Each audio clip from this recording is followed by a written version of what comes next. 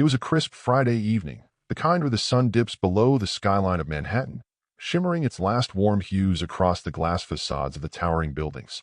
As the bustling city transitioned into night, Joshua Adams, a man formed of quiet persistence and steadfast resolve, stepped into the refined atmosphere of Le Soleil. This illustrious restaurant, with its lavish decor and whispering chandeliers, was a sanctuary for the affluent and privileged, an untouchable haven where only the select dined. For Joshua, this night was a tribute, a joyful celebration for his daughter, Alyssa, who had been accepted into her dream college, Columbia University. It was a beacon of achievement after years of perseverance, a testament to her hard work and the sacrifices their family had made. His wife, Lisa, had donned a graceful evening gown, her eyes sparkling with pride. Alyssa had chosen a simple yet elegant dress, her smile radiant and slightly shy under the radiant gaze of the restaurant's twinkling lights. As they were ushered to their table, nestled against a window overlooking the shimmering cityscape, Joshua felt a surge of excitement tinged with a nervous undercurrent. This was their moment, a small indulgence to honor a significant milestone. Yet, as they took their seats, an unseen storm clouded the horizon of their evening. Seated across from them, Robert Sterling emanated an aura of disdain masked with elegance. His immaculate suit did little to soften the sharpness of his eyes, which settled disdainfully on the Adams family, as though their presence alone disrupted the perfect symmetry of his world. Joshua tried to ignore the scrutiny, turning his focus to the menu with its fancy French emphasis, a language he couldn't pronounce yet respected with sincerity. But each whisper from Sterling's table carried like a haunting tune over a discordant melody, kneeling into Joshua's consciousness. "Do people like them even know what haute cuisine is?" A voice from the other table sneered, loud enough to splash humiliation onto their white tablecloth like spilled wine. Joshua's fingers tightened around the menu, his knuckles blanching as he forced himself to rein in the surge of indignation that threatened to overtake him. He stole a glance at Alyssa, her eyes briefly leaving the menu to catch his, a soft worry ghosting across her features. As she reached across the table and gave his hand a gentle squeeze, warmth and reassurance seeped through her touch, weaving a protective cocoon around his battered dignity. "Dad, everything's perfect," Alyssa whispered, her voice a balm against the oppressive arrogance enveloping them. Joshua smiled, a gesture fraught with gratitude and unshed emotion, his resolve hardening into steel. As they placed their orders, voicing selections with deliberate confidence over words that twisted the tongue, Joshua allowed himself a momentary escape into the laughter of his wife and daughter, their connection unfazed by the ignoble environment. He listened to stories of campus life, dreams sketched with enthusiastic hands around invisible futures, anchoring himself to the hope and optimism they inspired. But Sterling's presence loomed like a shadow, casting a pallor on their celebration. Joshua's heart burned with the familiar sting of an unjust world, a story recounted through generations, a reminder of the unyielding climb his ancestors had undertaken to build a mere foothold in a society that often undermined them. Then came the moment that Joshua had secretly feared might unfurl. Sterling, in a display dripping with condescendence, openly called over Hector, the attentive, youthful waiter whose eyes mirrored the shadows of a similar past. William gestured expansively around as if offering Joshua's family as an unfortunate spectacle for consumption. The sneering exchange between Sterling and his entourage flowed just beneath their awkwardly arranged smiles, polished yet biting, concealed beneath decorum and champagne flutes. Joshua's insides roiled with a tempest he had honed over his years of striving to remain composed. The strings of decorum and respect competed with the need to stand unfaltering against the tide of prejudice. An all-too-familiar resolve began its whisper, a call to arms forged in the unlikeliest battles, a reminder that these moments mattered because he mattered.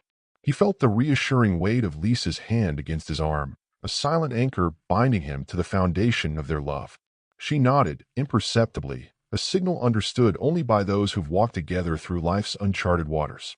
Joshua took a deep breath, grounding himself in the moment, letting the injustice fuel rather than deter him. He stood from his chair, drawing the curious stares of neighboring diners as he crossed the chasm between their socially segregated worlds, an unexpected quiet falling over the lavish room. "Do you believe wealth permits you to measure a person's worth, Mr. Sterling?"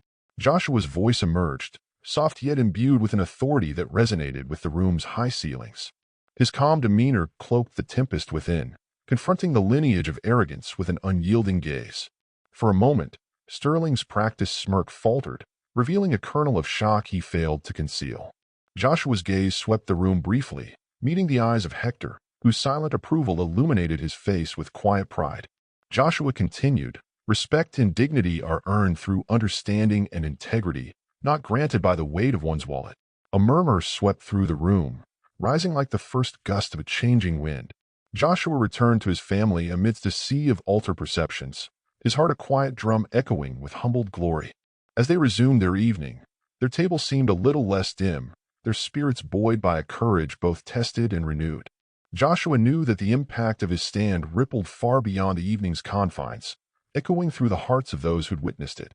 It was in Alyssa's proud smile, reflecting her father's steadfast morals, and in Lisa's gentle nod, a shared victory in an unending saga of resilience.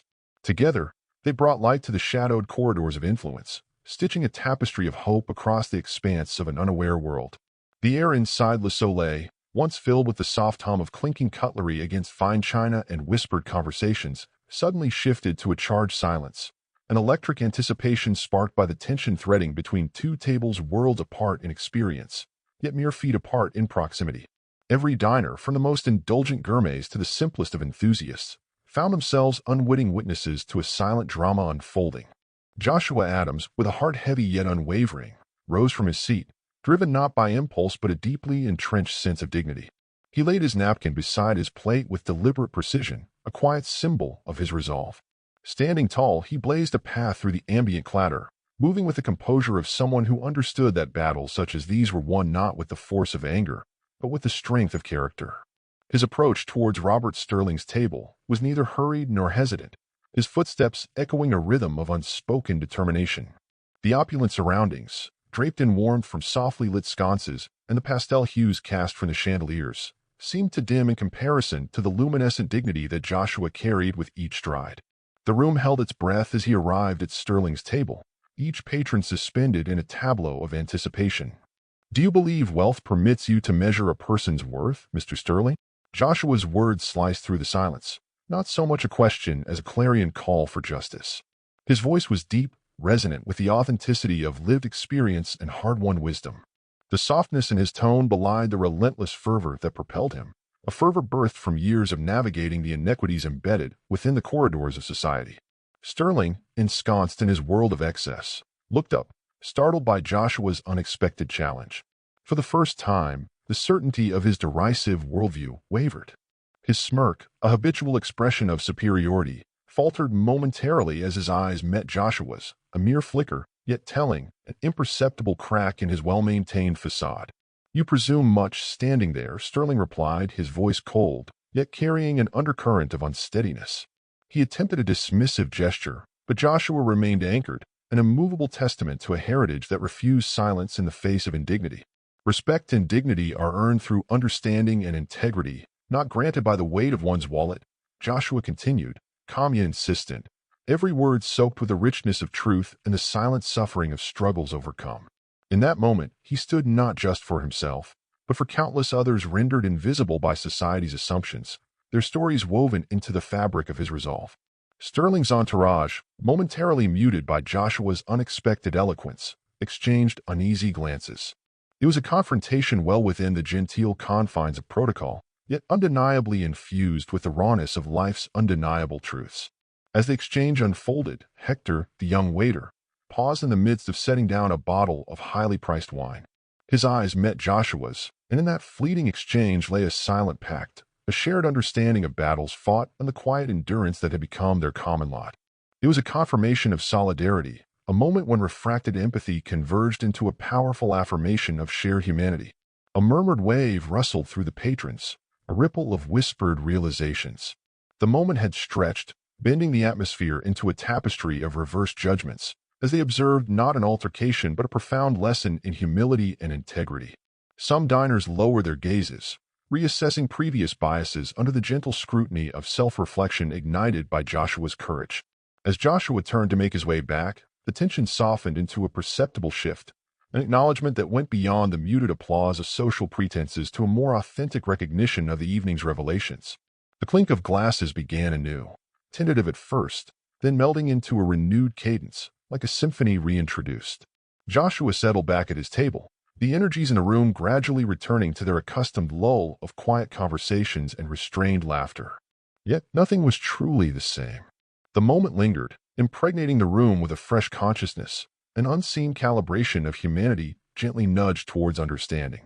Alyssa's eyes, brimming with unshed pride, glittered under the subtle lighting as she looked at her father. "You make me want to make the world better, Dad," she whispered, her voice barely containing the emotions twining within her. Joshua's heart swelled with unspoken emotions, knowing that his stand had painted the evening with the possibilities of justice and resilience. "Always speak your truth, Alyssa," he replied, his voice steady, bridging generations of wisdom and unyielding confidence. To their family's surprise and amid this charged atmosphere of newfound respect, Hector approached not with perfunctory service, but with a quiet recognition, a generous offering for the Adams family to return and reclaim their space under deserved conditions. Sliding the note to Joshua, his eyes conveyed an assurance that words rarely captured. "You are not alone." As they exited the restaurant, Joshua's heart carried more than the weight of one evening.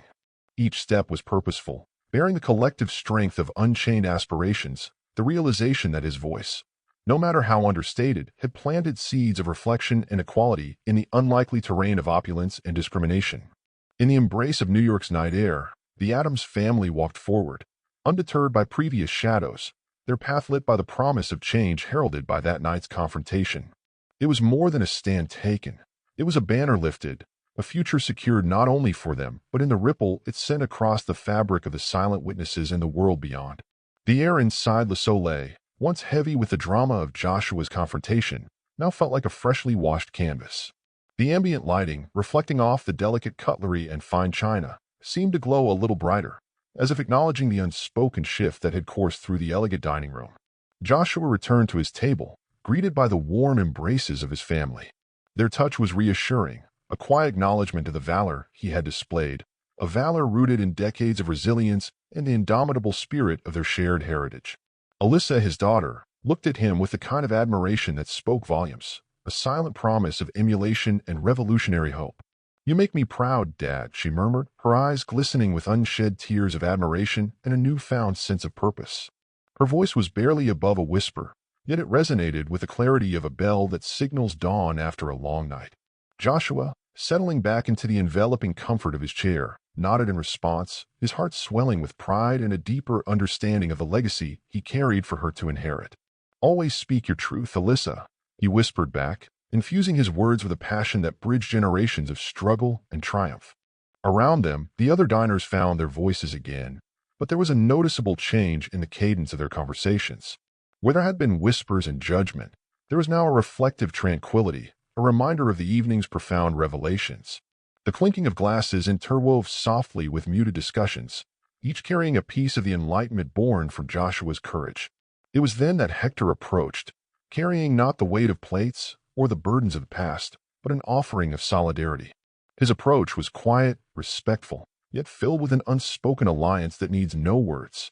He slipped a note to Joshua, and with it, a warm smile that transcended professional cordiality. Joshua unfolded the note, its message brief yet powerful.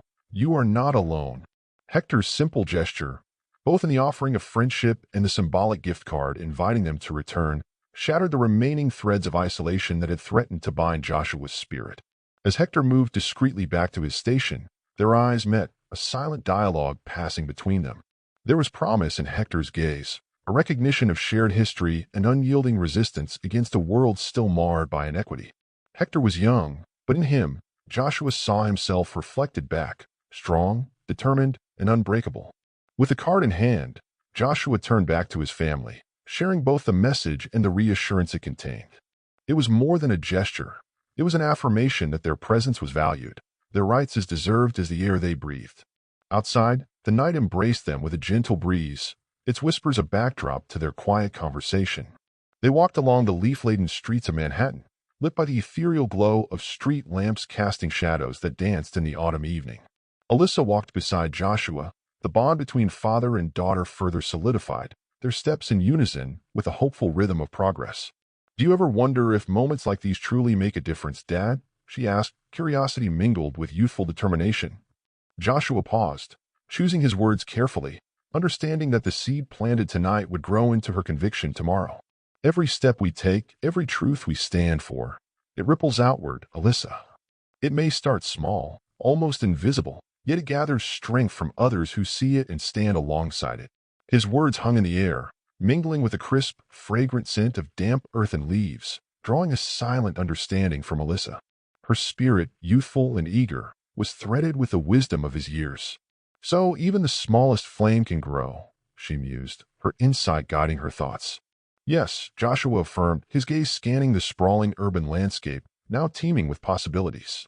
It can become a beacon, lighting the way not just for us, but for those unsure or afraid to walk the same path.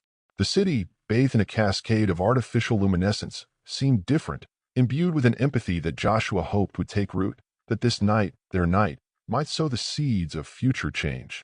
As they arrived home, the illuminated windows were a welcome sight, each representing a fortress of hope. They settled around a kitchen table, worn from years yet strong, much like the fabric of their family. The conversation flowed, filled with dreams, plans, and the unshakable resolve to continue fighting the injustices of the world outside their door. The night unfolded softly, sleep eventually claiming their exhausted but contented souls. Joshua lay in bed, replaying the evening's events, his heart a vivid tapestry of emotions.